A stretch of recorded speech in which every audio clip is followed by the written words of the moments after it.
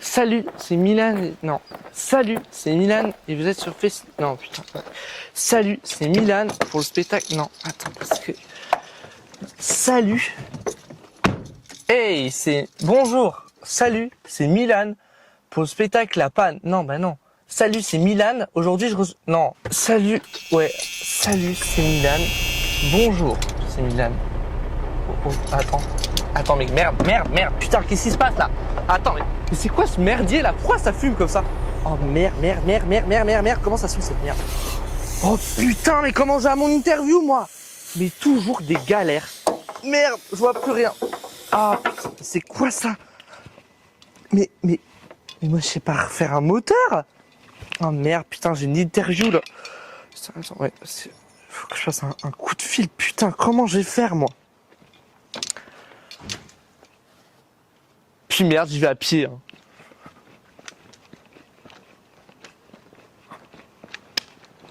Putain, merde. Nous voilà maintenant à la brocante avec Sophie du spectacle La Panne et tu vas pouvoir choisir un objet, celui qui correspond le mieux selon toi à ton spectacle. Alors, j'en vois plusieurs qui pourraient correspondre, mais j'aurais quand même envie. Je vais partager, mais je vais prendre celui-là. Je vais prendre le casque. Le casque. Voilà. Mais quand même, parce que je sais pas si peut-être j'ai une trop grosse tête. Mais... Voilà. Et en plus, il te va super bien. Ça va super bien. On va pouvoir passer sur le canapé. Oula. Et tu vas nous expliquer. Allez, d'accord. Pourquoi tu as choisi cet objet. Super, très bien. Très bien. Nous sommes sur le canapé maintenant et tu vas pouvoir nous expliquer pourquoi tu as choisi cet objet pour ton spectacle La Panne. Alors, j'ai choisi ce casque parce que je trouve que, vu que je tombe en panne, vu que j'ai plein de problèmes de fumée, plein de problèmes qui arrivent au niveau de la voiture, mécanique et tout ça. Je mets un gilet jaune que j'essaye d'être en sécurité. Je me suis dit qu'en fait, j'y avais pas pensé, mais que peut-être qu'il manque un casque dans le spectacle, oui.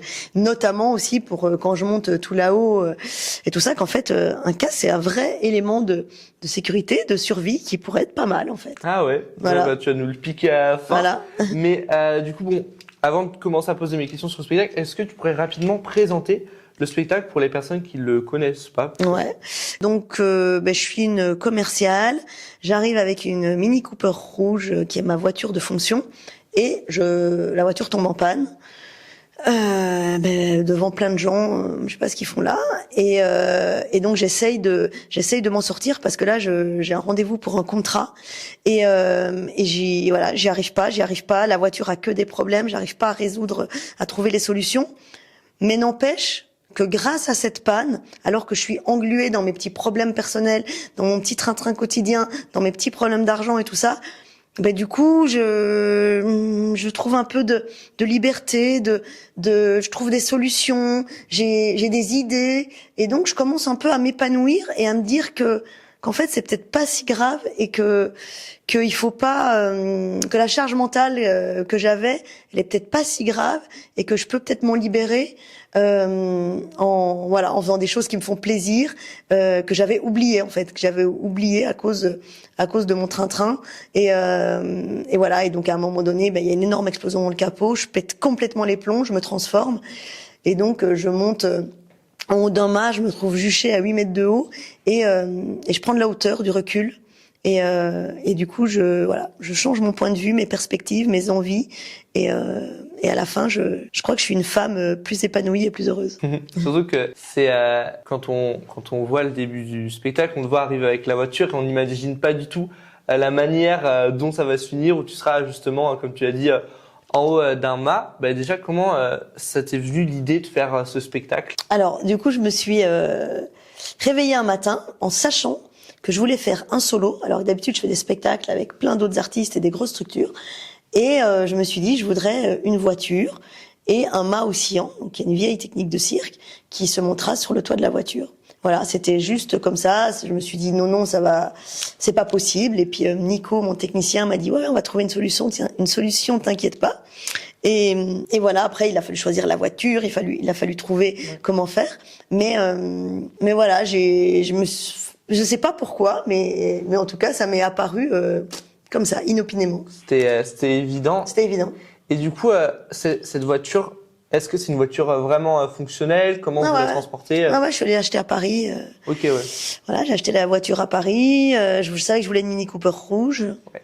Pour être en lien avec le festival. Ah voilà. Et donc, non, mais je trouvais que c'était bien pour une commerciale. Et voilà, elle roule, mais on la transporte sur une remorque parce qu'elle est quand même pas très confortable.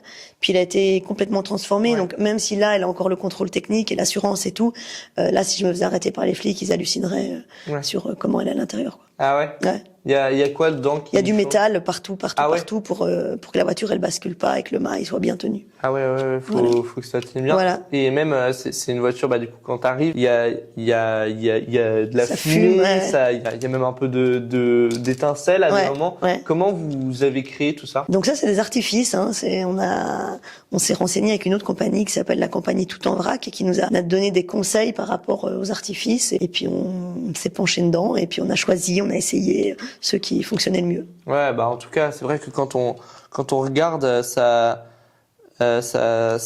fonctionne très bien, on est captivé. Et puis surtout, toi, t'as plein de changements de tenue aussi, qui sont très rapides. Ouais. En fait, limite, tu passes derrière, t'es déjà devant. Mais en fait, j'ai tous les costumes sur moi. Ok, ouais. Donc j'en ai 4. Et le dernier, je mets une veste à la fin. Donc j'ai 3 costumes empilés les uns sur les autres. La dernière, celle du dessus, est une veste en laine. Donc là, avec les temps de canicule, c'est vraiment horrible. Il fait hyper chaud. Mais voilà, ça permet des changements rapides, effectivement. Ouais. Et du coup, toi, à la base, tu faisais du cirque? Ouais, je suis trapéziste. Ok. Voilà. Du coup, c'est pour ça que tu montes sur le mât et tout. Voilà, de façon, c'est facile, ouais. Ouais. Voilà, c'est ça. Ouais. Là, impressionnant. Non, elle va pas monter. En plus, je suis un personnage un peu foireux, un peu maladroite au début, donc on s'attend d'autant moins à ce qu'elle puisse monter là-dessus. Qui veut absolument vendre ses éoliennes et tout. Absolument. Surtout que tu prends plein de calmants aussi. Du coup, on pense pas que ça va péter comme ça c'est ça. À la fin. Depuis combien de temps il tourne ce spectacle? Il est sorti au mois de mai. Il est tout nouveau. Récent. Voilà, tout récent. J'ai fait une 20aine de dates et j'ai de la chance. J'ai vraiment beaucoup de dates cet été, donc je peux le jouer. Donc il évolue à chaque fois. À chaque fois, il y a des nouvelles propositions. Et voilà. Et oui, il est sorti cette année, puis j'espère qu'il va tourner longtemps. Ouais, je le souhaite. Et du coup, là, le temps de création, c'était combien de temps? Donc, j'ai eu l'idée il y a 2 ans. J'ai mûri, j'ai réfléchi, et après, ça a vraiment été 1 an de création. Alors, pas non-stop, mais 1 an avec des résidences quasiment tous les mois, 1 semaine ou 15 jours, avec un compositeur musical, Nico, le technicien, un regard extérieur et une costumière. D'accord. Voilà. Ok, génial. Et est-ce que pour finir, tu aurais une anecdote de spectacle à nous raconter? Notamment la fumée noire qu'il y a à la fin. Il y a des flammes parfois qui sortent, qui sont dans le capot, parce qu'en fait ils mettent de la poudre de canon, pour déclencher les artifices. Et du coup, parfois, je vois des flammes gigantesques dans le moteur que vous pouvez pas voir. En fait, moi, je suis là et j'ai hyper peur que ça explose. Et j'ai ma tête juste au-dessus. Ouais. Voilà. Donc, avec une perruque, voilà. Donc, par moment, j'ai vraiment peur. Ouais. Voilà. J'imagine. Et du coup, on essaye de trouver les solutions, mais comme on n'est pas artificier, on bricole. Ouais. Mais voilà. Mais bon, pour l'instant, tout va bien. Du coup, si ça brûle et tout, vous savez. On a un extincteur. Ok. Ouais. Donc, parfait. Pourquoi vous contactez pas un vrai artificier. Et bien là, justement, on part à Thonon-les-Bains et il y aura une autre compagnie, la compagnie Tout en Vrac, qui sera là. Et donc, on pourra vraiment leur poser les questions adéquates. Mais en fait, c'est des artificiers adaptés au spectacle parce que c'est toujours du bricolage, c'est toujours de la débrouille. Parce que c'est complètement dans un capot, sous un truc, faut pas que ça se voit, j'appuie sur un bouton. Donc, du coup, et eux, ils vont pouvoir carrément nous aider. Voilà. Okay. Mais c'est une bonne question. Ouais, merci Juju. Puis merci du coup à vous de nous avoir suivis. N'hésitez pas à vous abonner.